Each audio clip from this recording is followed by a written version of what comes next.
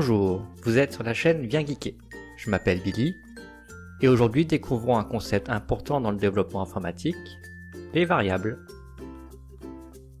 Nous allons présenter les variables du langage de programmation Java. Nous pouvons définir une variable comme une boîte qui contient une information. Cette boîte est reconnaissable par son identifiant. On accédera donc au contenu de cette boîte en utilisant cet identifiant. Les identifiants sont alphanumériques, sans accent, sans espace, et peuvent contenir en plus le caractère -bas. Les identifiants ne peuvent pas être un mot-clé réservé par le langage Java, ni commencer par un chiffre.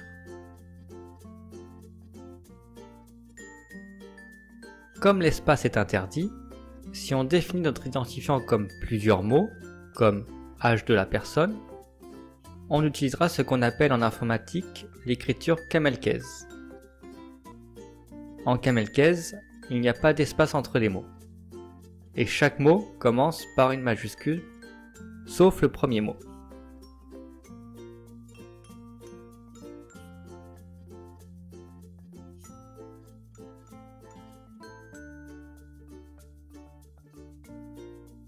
Nous avons dit qu'une variable contient une information.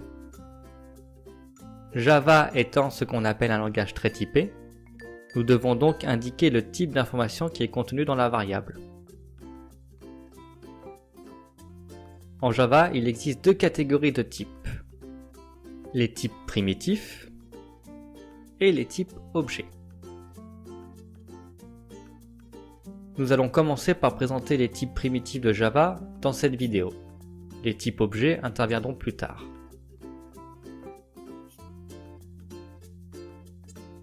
Les types numériques.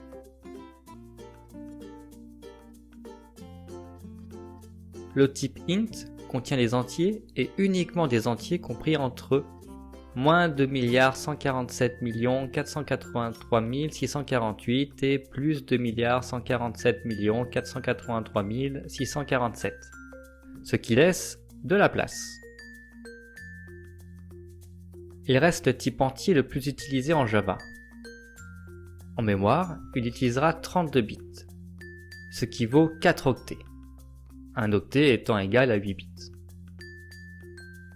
Voici un exemple de variable de type int.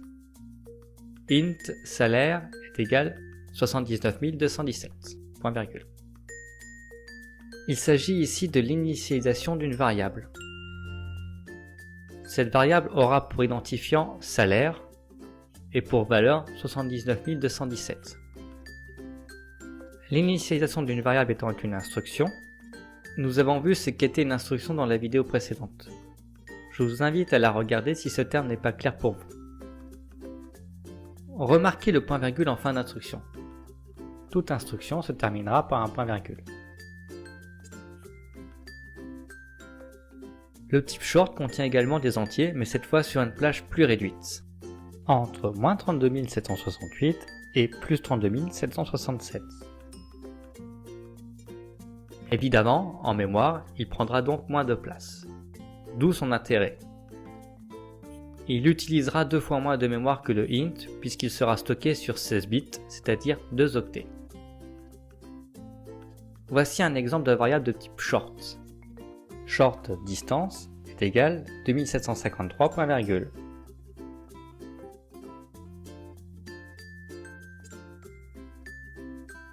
Le type byte contient une nouvelle fois des entiers sur une plage encore plus réduite, de -128 à +127.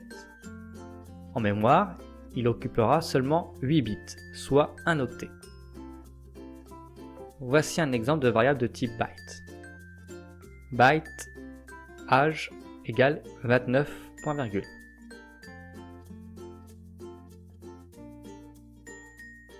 Le type long, comme son nom l'indique, contiendra des entiers bien plus grands que ceux de int. Sa plage étant cette fois entre -9 multiplié par 10 puissance 18 et +9 multiplié par 10 puissance 18.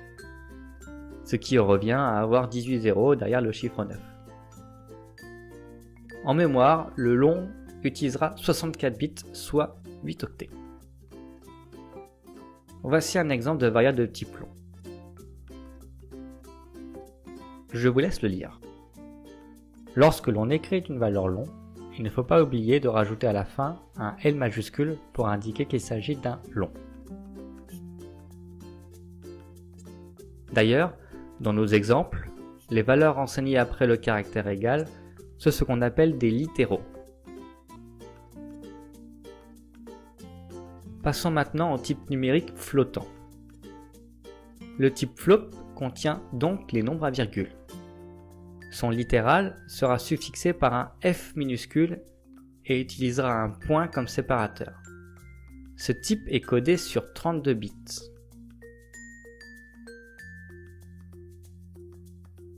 Voici un exemple de variable de type float. Float température égale moins 3.4 F point virgule.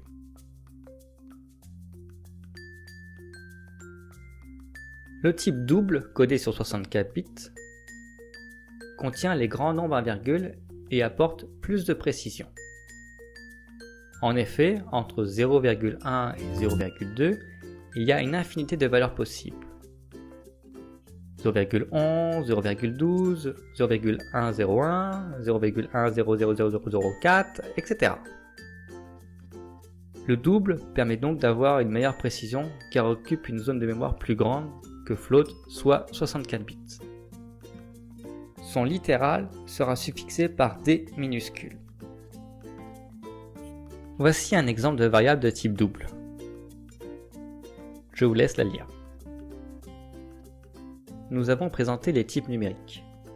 Passons maintenant au type caractère.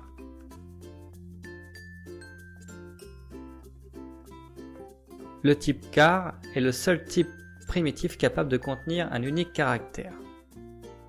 Le littéral s'écrira entre deux guillemets simples.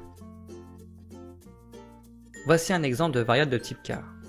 Char, en char, égale, guillemets simple, a, guillemets simple, point virgule. Il existe cependant un type chaîne de caractères.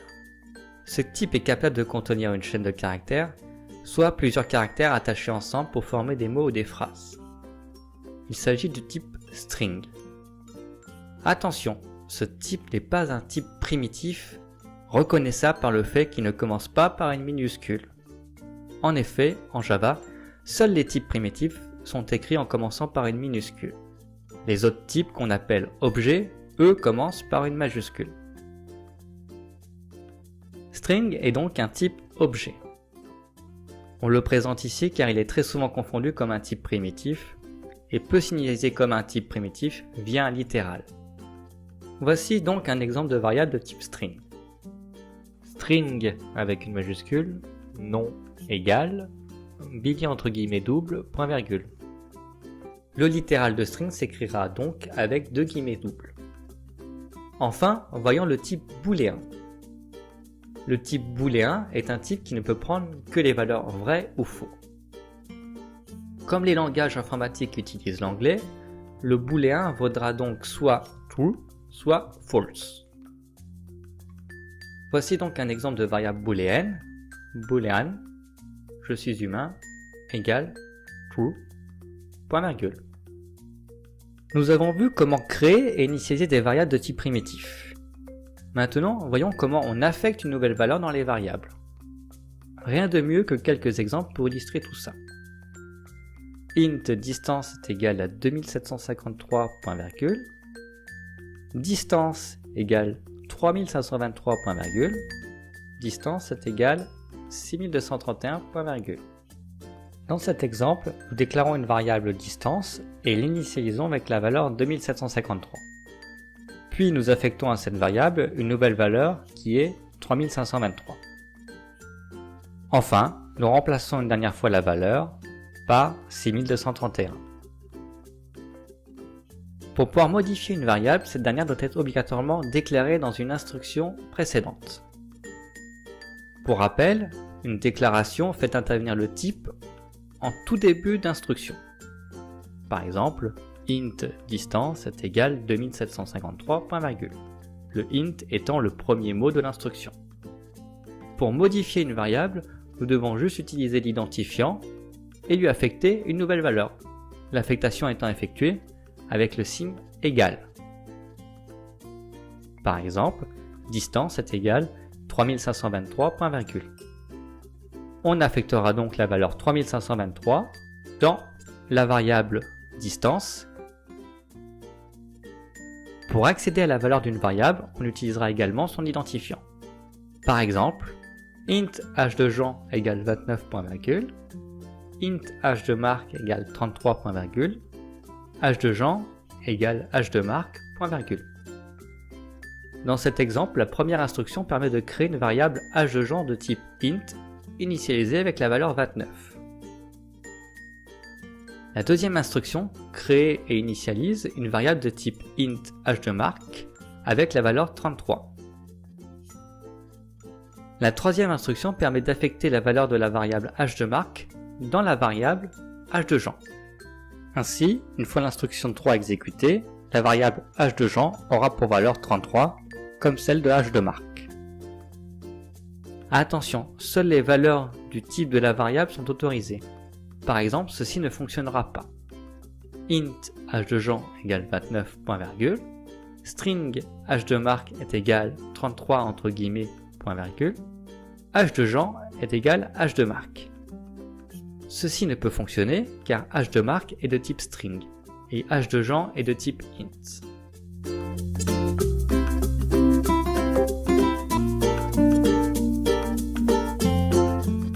J'espère que cette vidéo vous a plu. N'hésitez pas à la liker et à me suivre pour ne rater aucune de mes vidéos. Sur ce, soyez geeks.